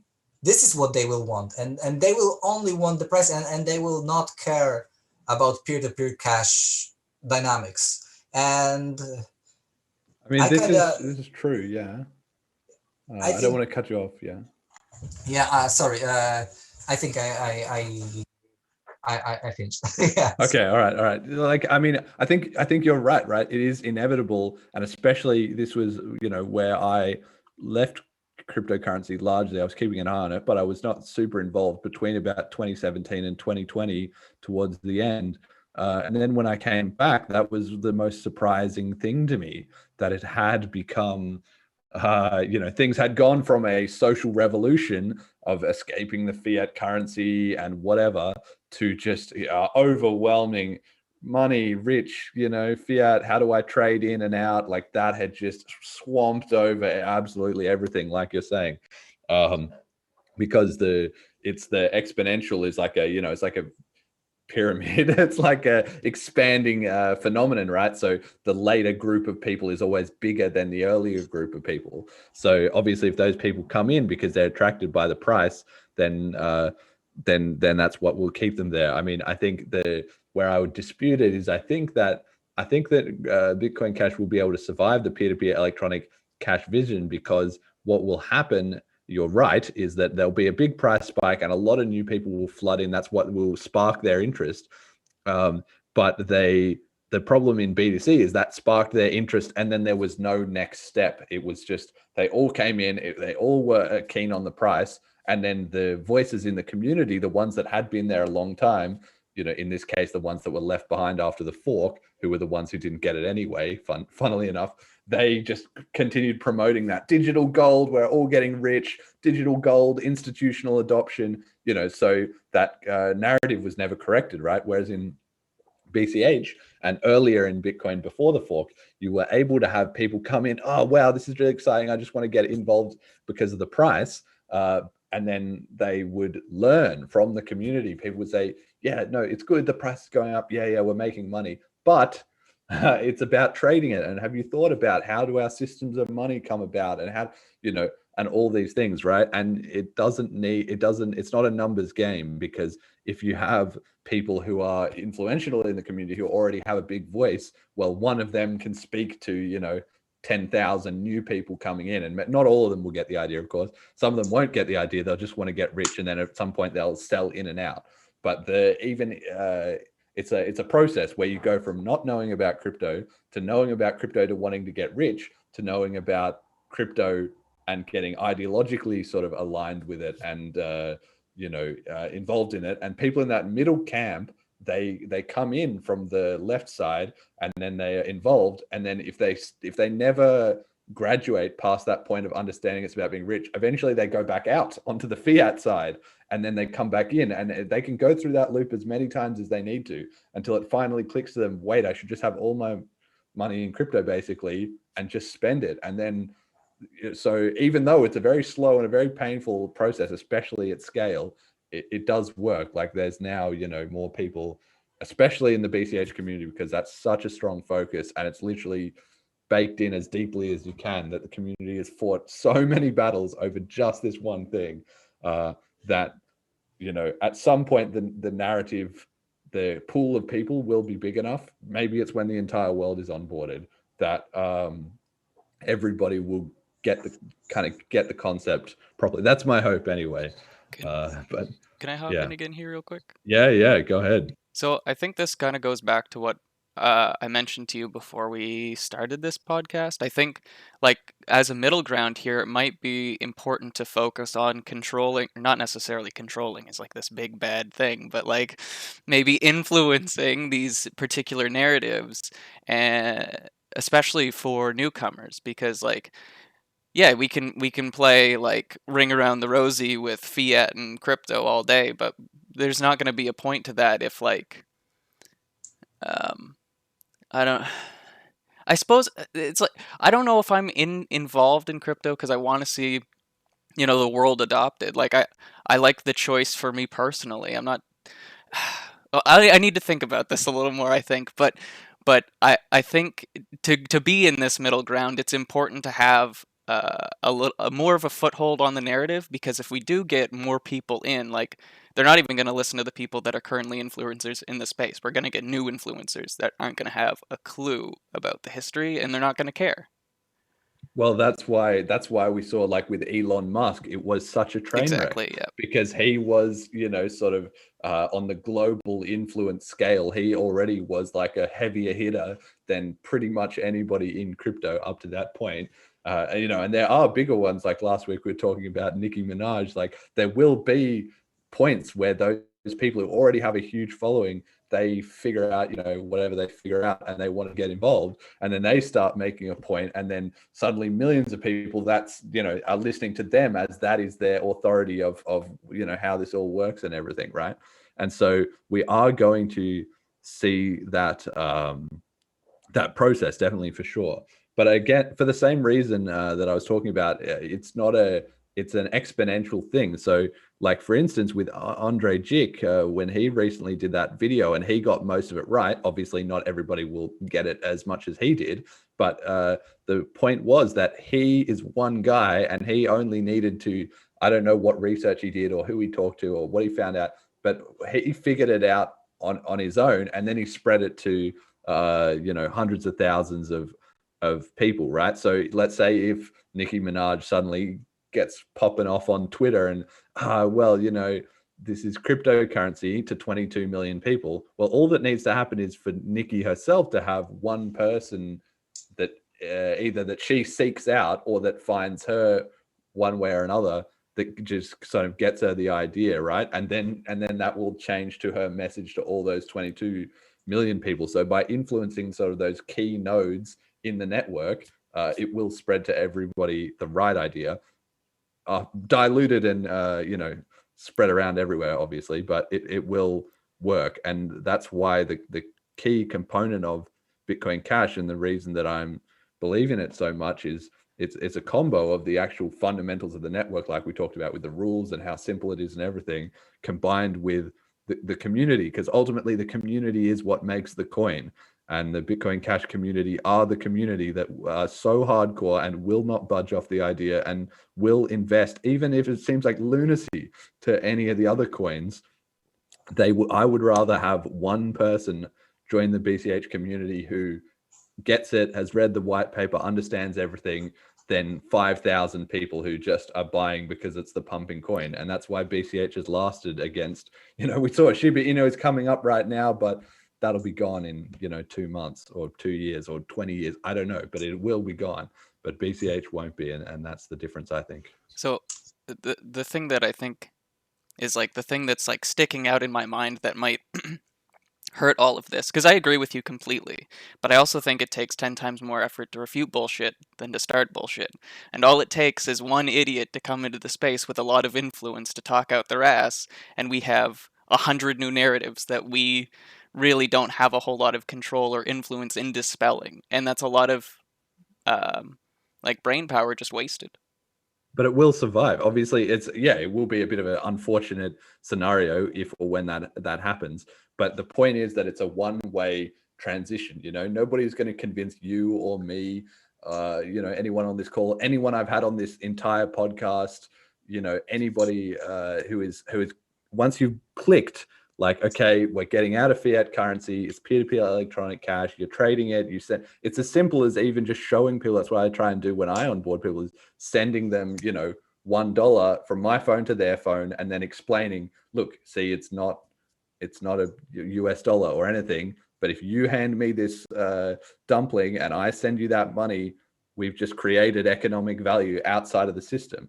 Like, you cannot go backwards in that cycle. Once you've got that point, you've got that point. No matter what idiot comes up and starts explaining away, the whole point is that core is just slowly, like the Spartans, you know, like that. One of my favorite shots in that video is there's just the 300 Spartans, and they're coming out of that passageway and they're just stepping over all these like dead bodies. This is oncoming horde. Like, it doesn't matter how many people are in that horde, because the Spartans are never going to switch sides. It's just, they're already there, you know. So I'm not as worried about that, really. It's going to be annoying. It's going to be a huge hassle to get through it all, but that's why we've got to create educational resources like this, you know, podcast to maintain the signal, basically.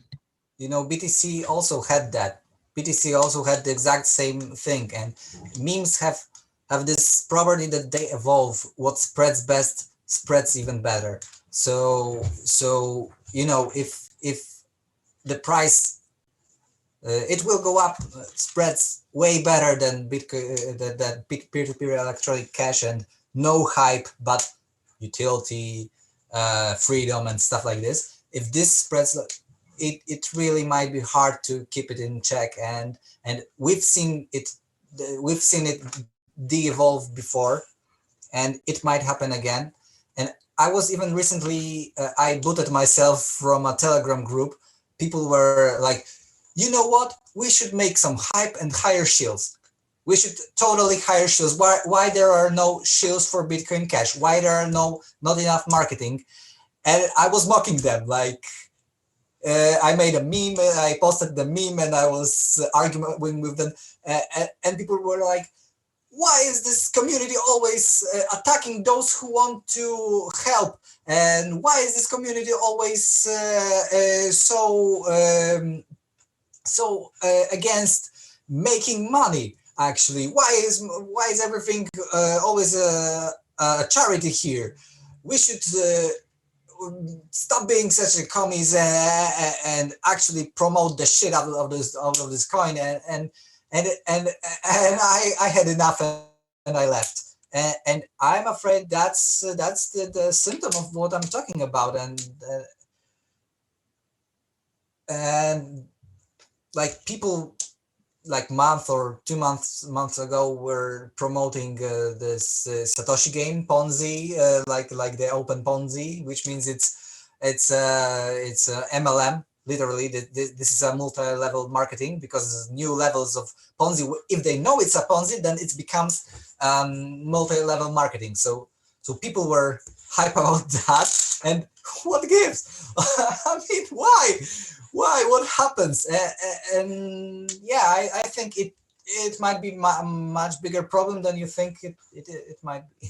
I mean, we'll see. I mean, I actually, I liked Satoshi Pyramid. I did an episode on it, and maybe this is where you and I sort of disagree, right? Because I guess, and this comes back to BCH versus XRG. It's those same things that we're talking about, right? I understand. Obviously, you've got to have stability, and at the same time, I agree with you. You don't want to have all these random shills and like whatever. That's just pointless. That's not the point of what we're doing here. But there is some area in the middle where having the ability, like the number one reason anybody adopts cryptocurrency since the early days has been ideology, that they were like, fuck the system, who needs fiat currency, all these people who cypherpunks, all that stuff, right? That's the number one reason. And the number two reason is I want to get rich, right?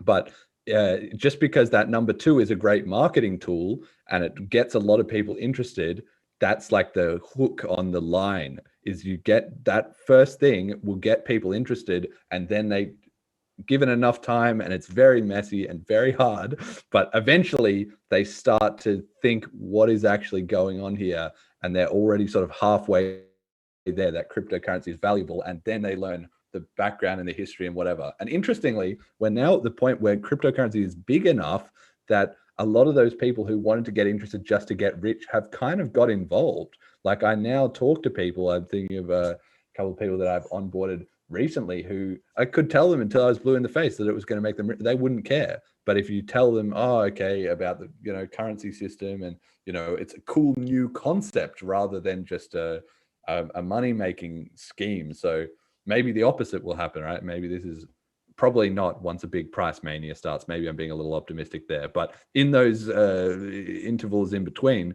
there are going to be more and more people who are just curious about the technology and the economics and so forth too, I think. I don't know. Yeah, I hope so. Yeah, I really hope something will click. Maybe Ergon will be spreading too slowly. Maybe maybe people just won't value the freedom without the pump.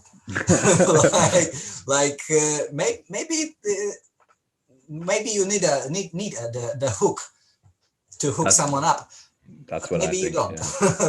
maybe you do, maybe you don't. We'll see. It breaks stuff. Maybe it changes incentives in a way that was not anticipated. Well, I guess we'll see. It'll be interesting to follow over the next year or two. Maybe you can come back on the show and give us a 1 year update onto Ergon. That would be definitely interesting. All right, so then I'll be there crying and say, yeah. No, I'm kidding. It will survive all of us, and it will continue up to 500 years from now. For immortality, the immortal coin. Yeah. Okay. Yeah.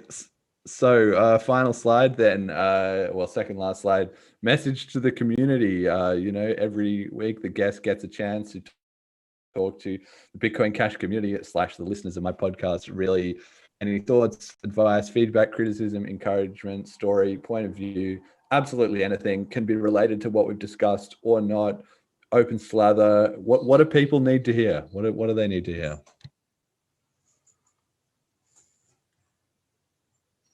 Yeah. Message to the community.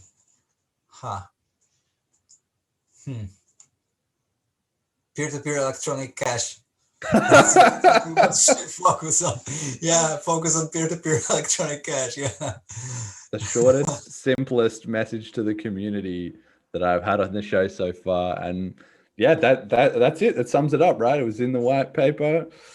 XRG, BCH, it's all the same thing, just peer-to-peer electronic cash. Yeah. Cool. I think, we've already talked a lot about what people should or shouldn't be doing on this show. So I'm sure people have had plenty of advice and stuff on that front already.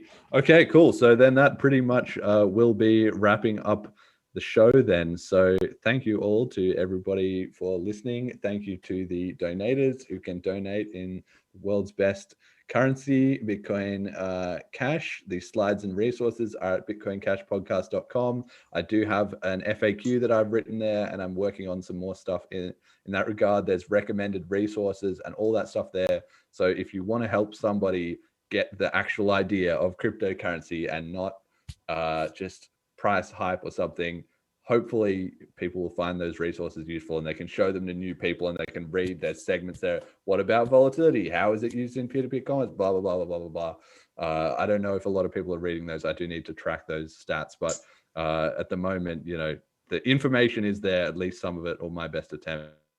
So people can use that if they find it useful. As always, you can subscribe on YouTube or on noise.cash, on Twitter, follow the latest feed and episodes, whatever I'm thinking about that week's, Spotify, Google Podcasts, all of that stuff.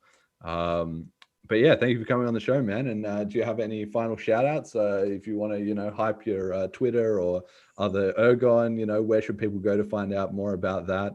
Anything you want to pump it. Okay, so thanks for having me.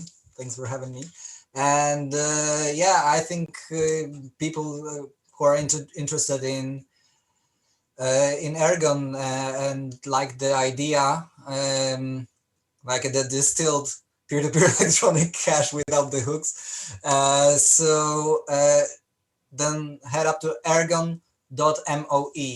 So that's MOE, means of exchange, right? So I wondered what that was about. Okay, Ergon. So that Ergon means of exchange, right?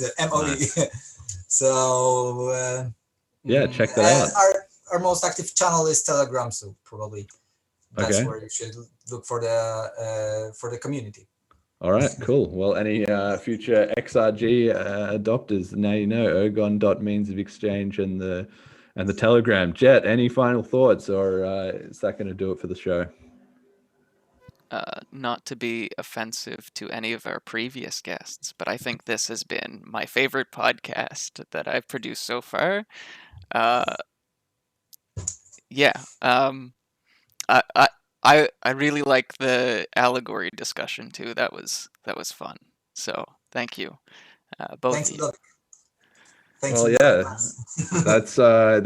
that's definitely nice to hear. And I mean, it's one thing about this podcast as well that I'm very self-aware of, is that I'm trying to cover a very, very broad spectrum of, for people who might be listening to this show for the first time, who never know anything about cryptocurrency, literally they just heard a friend of a friend, whatever, and they just tune in. And then also, part of the founding mission of this podcast, it is for the hardcore. Like, I think definitely that some of that stuff we were talking about in the middle there, maybe that's why you enjoyed it, is you've got to have a lot of background knowledge to understand all what we were getting into there. But if you have that knowledge, these are the kind of conversations that were sort of missing when I started the podcast, that I thought that, we needed more of. And I mean, I do think hopefully I've not found another podcast that is as as hardcore about crypto as this one. There are a lot of good cryptocurrency podcasts, but the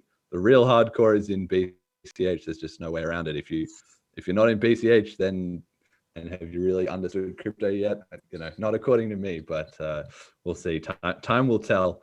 So yeah, anyway, thanks for everyone to listening, and until next time. $dollars can buy nothing for